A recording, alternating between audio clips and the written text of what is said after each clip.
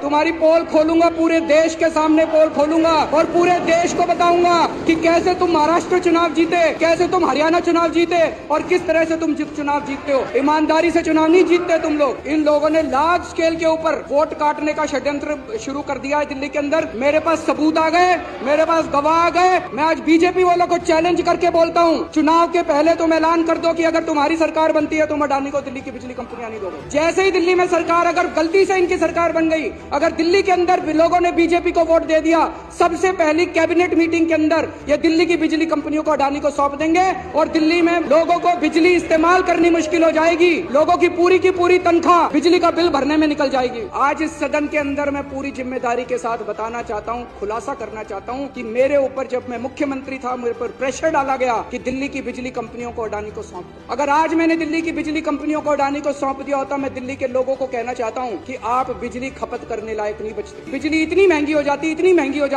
कि ना दिल्ली सरकार सब्सिडी दे पाती और ना आप अपनी कमाई से दिल्ली की बिजली का अपना बिल भर पाते।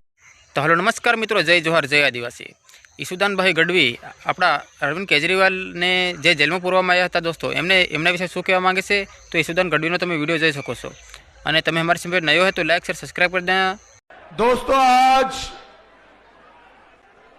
आम आदमी पार्टी का जंतर मंतर से शुरू होने वाली पार्टी आज फिर से भारत के लोग अरविंद केजरीवाल जी को कट्टर ईमानदार जी का सर्टिफिकेट दिया है। उसके लिए आज पूरा भारत जंतर मंतर की ओर देख रहा है। उसके लिए एक बार तालियां हो जाए दोस्तों। मित्रों, आज इस कार्यक्रम में उपस्थित माननीय संजय सिंह जी, गोपाल राय जी, सत्येंद्र जैन जी, दुर्गेश भाई और सभी मंचस्थ महानुभाव और आप सब लोग दूर दूर से आए हैं।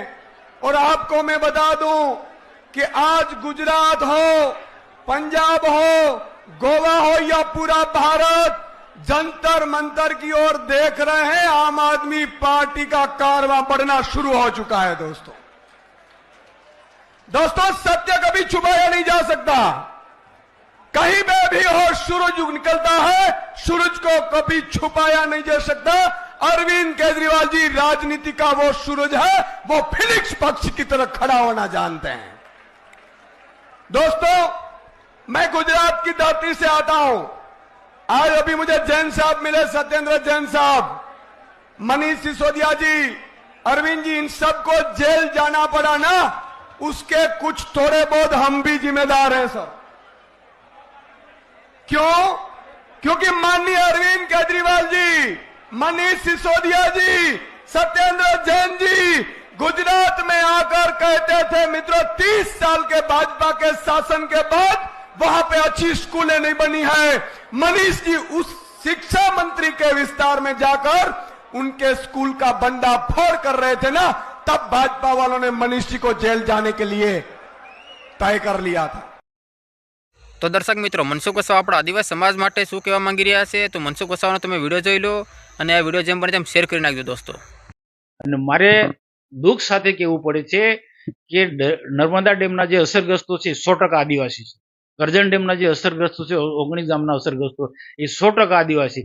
આ 100% આદિવાસીઓ આ બંને ડેમમાં એમને બાપ દાદાની મિલકત એમને સરકારને સમર્પિત કરી છે, એમને ભોગ આપ્યો છે।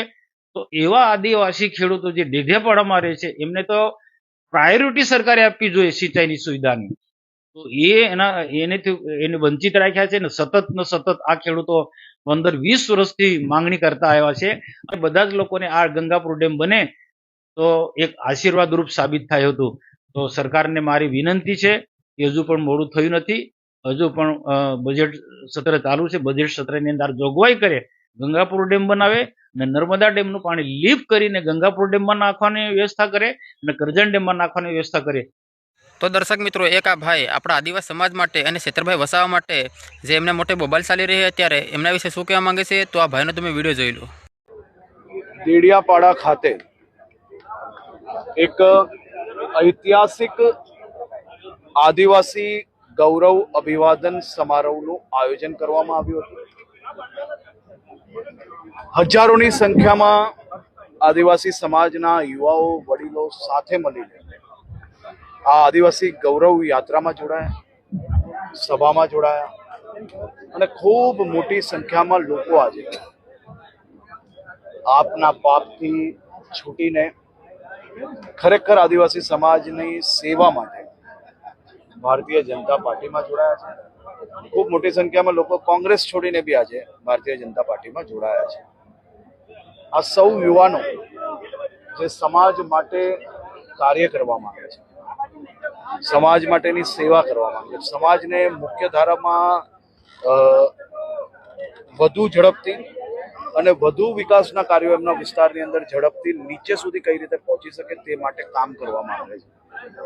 આ યુવાનો આ બધી જ પાર્ટીની જે વિચારધારા છે કે કઈ બી કરીને આદિવાસી સમાજને મુખ્ય ધારાથી જોડતા કે મુખ્ય ધારામાં જોડાયેલા લોકોને કઈ રીતે રોકવા, એમને ગેરમાર્ગે દોરાવવા, એવી વિચારધારા છોડીને સમાજના હિતમાં આ સૌ લોકો ભારતીય જનતા પાર્ટીમાં જે જોડાયા છે, સૌનું હું સ્વાગત કરું છું. આભાર.